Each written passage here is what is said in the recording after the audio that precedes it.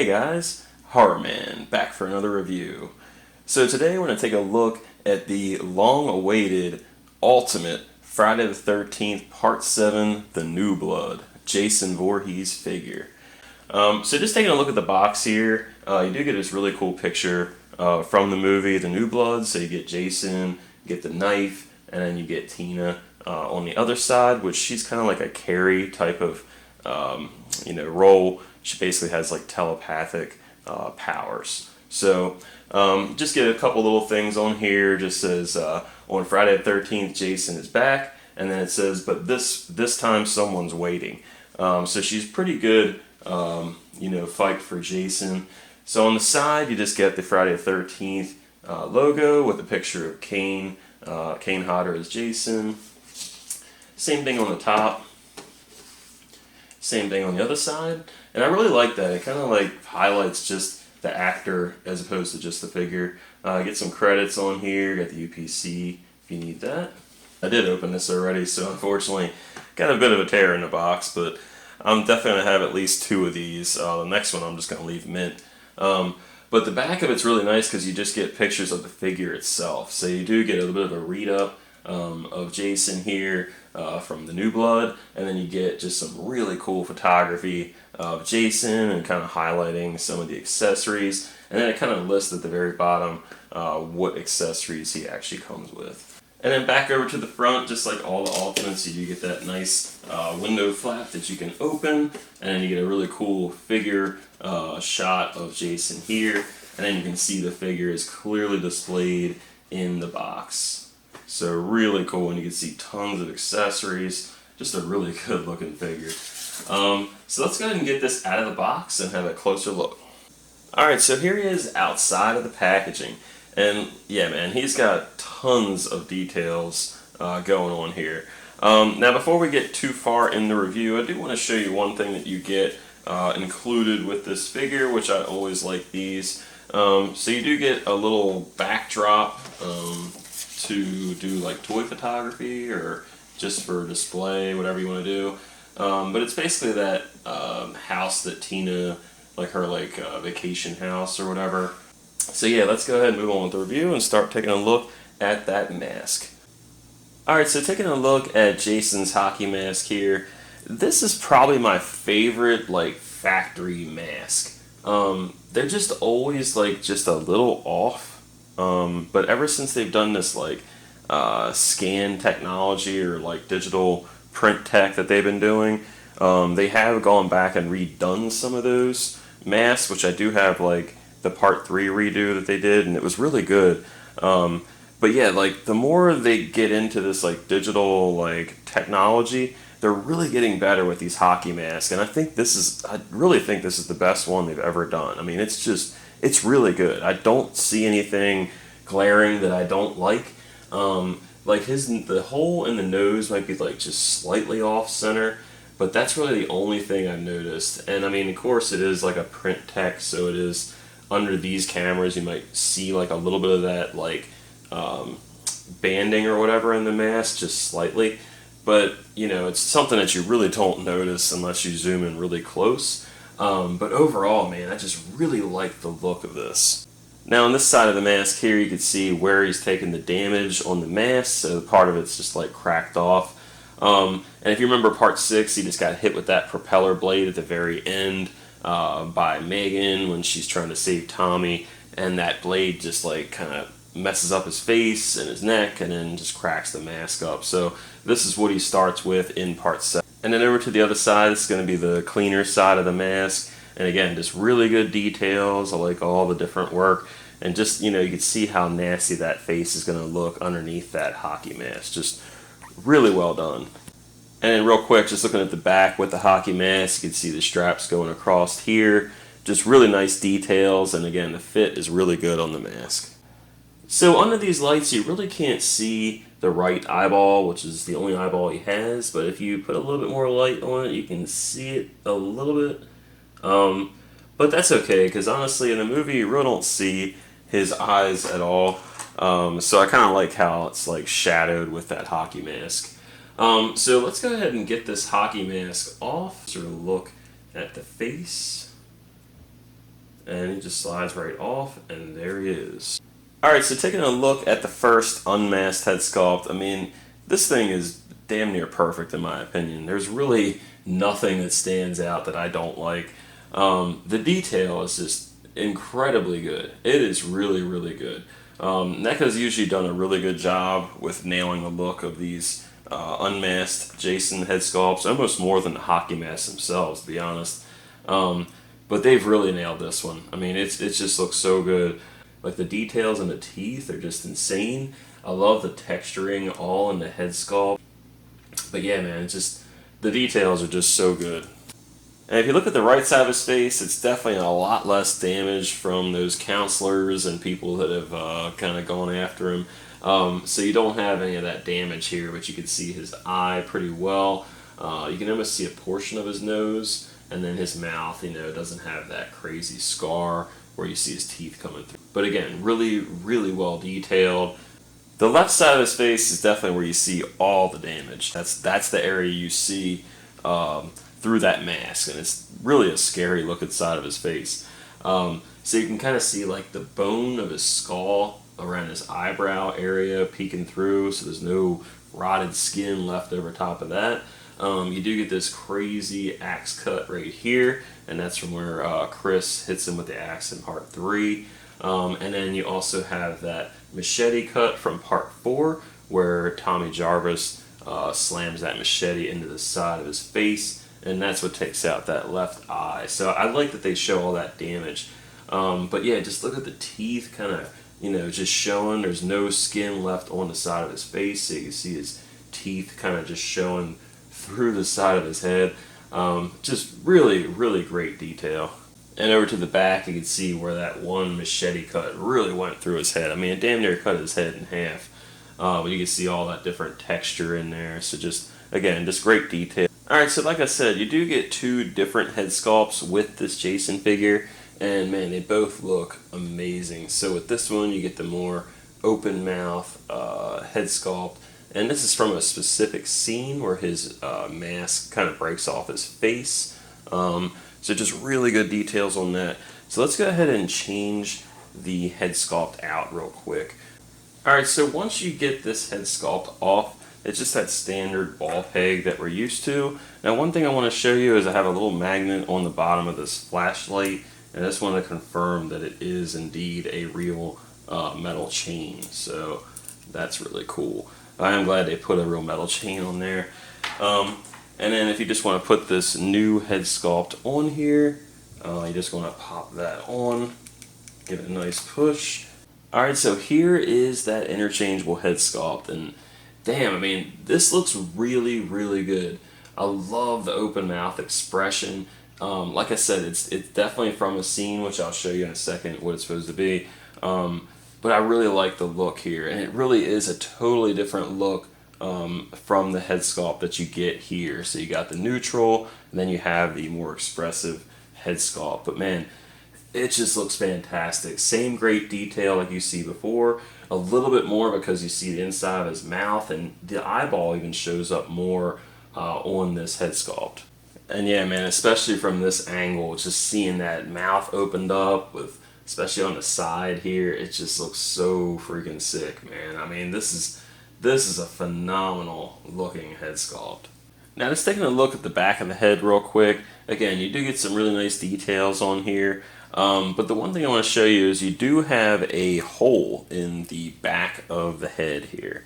And that's going to be to display this really cool cracked hockey mask. And I'll show a better look from the front. And then on this cracked hockey mask, on the strap itself, there's this little peg on the strap. And then that's what's going to go into the back of the head sculpt here. So you just have to get it to fit in there nicely, and then you can turn it around and we'll get a better look at the front. Alright, and here's what he looks like with the cracked hockey mask. And man, if you remember this scene, this is definitely really freaking cool. So like I said, on the strap of the hockey mask, there's that peg, and you just put that in the back of the head, and this is what you end up with. And it just looks so freaking sick. So yeah, man, you can kind of play with a little bit, and you can display it however you wish, which is really cool. So you can almost get the hockey mask like fully together if you wanted to, or you can kind of have it like really opened up, like blasting off his face. But it just looks so freaking sick, and this is a cool scene of the movie. And I've only known one toy maker to actually make this look, which was done on a Mezco figure many years ago. So it's really cool to see this same effect done with a Neca Toys figure. So yeah, it looks so freaking cool, man. It stays good on there. It's a little, I would say it's not like a perfectly tight fit, but it's good enough for photos, and you don't want it to be like stuck in there anyway. So the effect just works really good. And if you want to, you can actually put that other hockey mask on the open mouth head sculpt, and it does look even crazier from the other side. It does seem like it doesn't fit quite as good on this head sculpt, but it will cover up that hole in the back when you put it on there, so it fits good enough. Alright, so taking a look at the rest of the details in the body here. What's different about this as compared to most Jason figures and just NECA figures in general is like the whole body kind of has an overlay as opposed to just a couple sections like the crotch piece or the shirt. The whole thing just has these overlays over top of the sculpting, and it works really good here. So you basically have like a softer type of shirt. You can see that you can kind of like move parts of it around, which is really wild. It's just more detail than you would normally see in one of these 7-inch scale figures. So they really went all out. But you can see his ribs kind of showing through the shirt. You can see all the different holes and tattered areas of the shirt, which looks really good. And again, it is that like softer overlay piece, and it's on the entire torso here. Now when you get to the arms, it's more of like a harder plastic, but you can definitely see some softer plastic in here around the shoulders, and it's the same on both arms. But again, it is a mixture of that harder plastic and an overlay on different sections of them. So just really good details overall on that torso.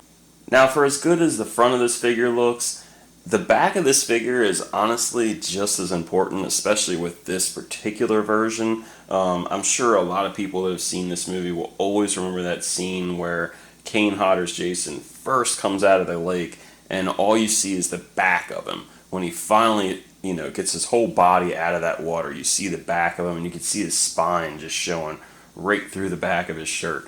But that's a really important part of the movie, and honestly, I'm really glad they put so much detail into that. Again, it's like that softer material over top of the harder plastic, so you do have that overlay on here, just like you do in the front, so you can kind of move the shirt just a little bit. But just really good details on here, and also with the shirt, you can see in parts of the back how there is tears going on, holes, and just really different paint details. Overall, just amazing detail in that torso. And the hands look really good as well. You can see where the flesh is kind of rotted off, and you just see kind of like the skeletal remains. But you can really see some nice details in the hands. You just see all the like skeleton fingers. And if you turn his hand around, you can see more of the rotted flesh on the inside of the hands. So that's a really nice attention to detail on that. But yeah, man, just great details. And even for like this sleeve, you can see where the bones kind of show more into the arm itself.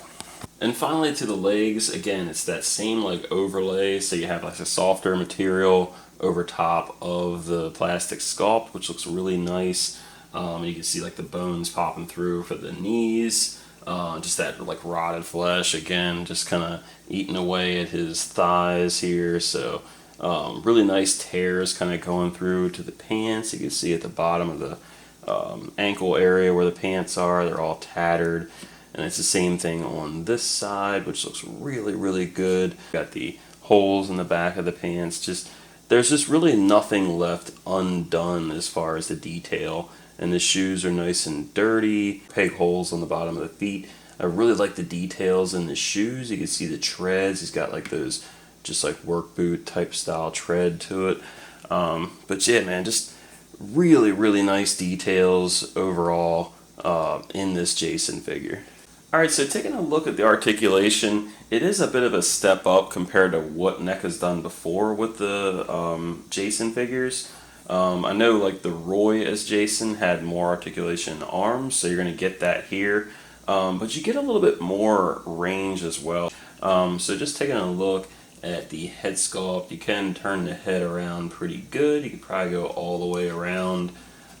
He can look down a fair amount, and then he can look up a decent amount as well, although there isn't many people he's going to look up to.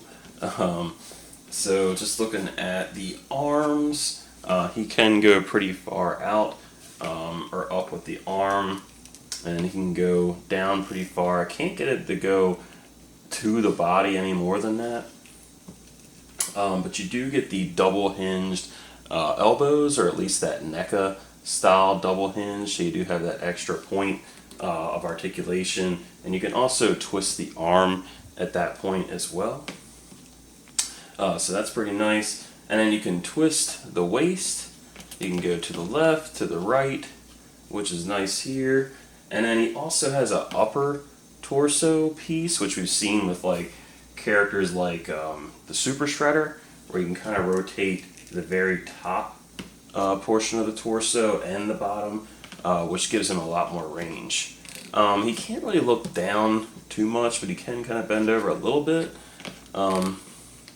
And you can go backward a little bit, so not too much with the bending, but yeah, I really like having those double hinge elbows. Just makes a huge difference with posing. But the legs don't go as far out, so you can't quite do the splits. You can get a pretty good karate kick, but that's about as far as the legs will go out. And you can go up that far, and then you just have the single jointed knee. And then the feet can go down pretty far. They can go up a little bit. And you do have an ankle pivot. So, a bit more range up top than in the lower half, but I'm pretty happy with the articulation here. Alright, so taking a look at the accessories here, you do get plenty of different weapons, and you also get some interchangeable parts. So just taking a look at some of the interchangeable parts that we've looked at already. Of course, you do have the interchangeable head sculpt with that kind of cracked hockey mask that can attach to the back of his head. And then, of course, you have the removable hockey mask, which is also done very well. Now, in the packaging, he has the like relaxed hands, but you also get a set of gripping hands, which are going to be great for gripping all of his different weapons. But I really like that you do get those relaxed hands. You don't see that enough with these Jason figures, so I definitely like that. Now, just taking a look at the weapons here, you get a ton of stuff. So you get the tent spike, which does have the blood in it, and then you have the sickle, which looks really good.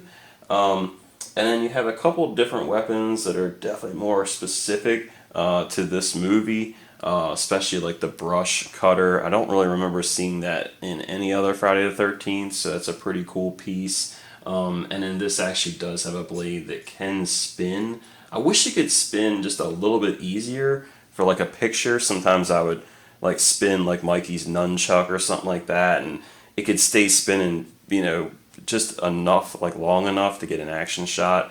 So you can't really get that easily here. It's like the only little downside, but it does rotate anyway. But it's really well detailed. I really like the detail on this.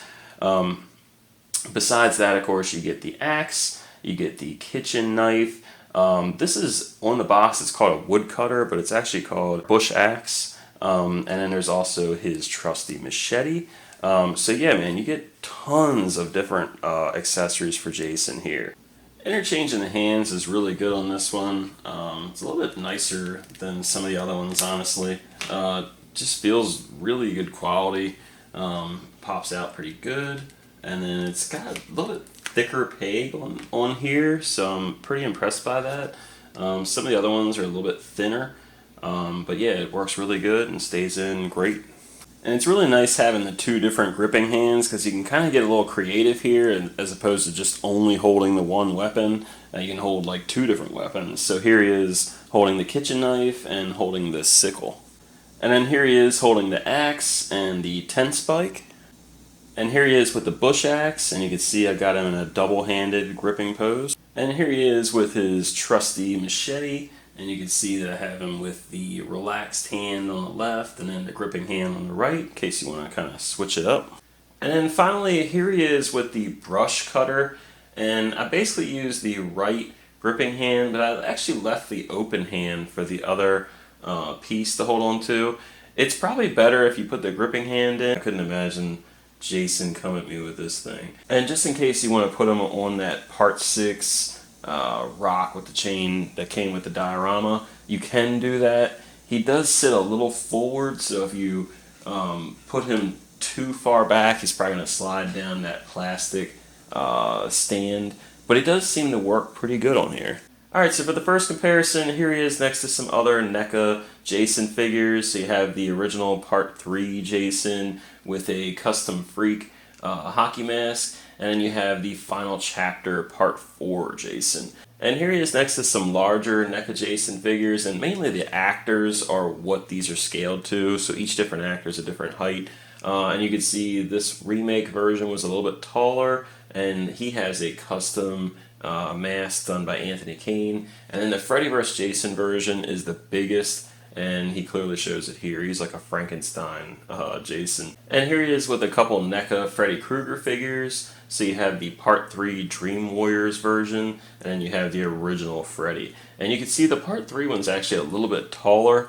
And then here he is with some other Neca figures, more horror icons. So you have the Pennywise from the It Chapter 2, and then you have the Ultimate Chucky with the Curse of Chucky head sculpt, and of course his little creep show. And then you have the Leatherface from the original Texas Chainsaw Massacre.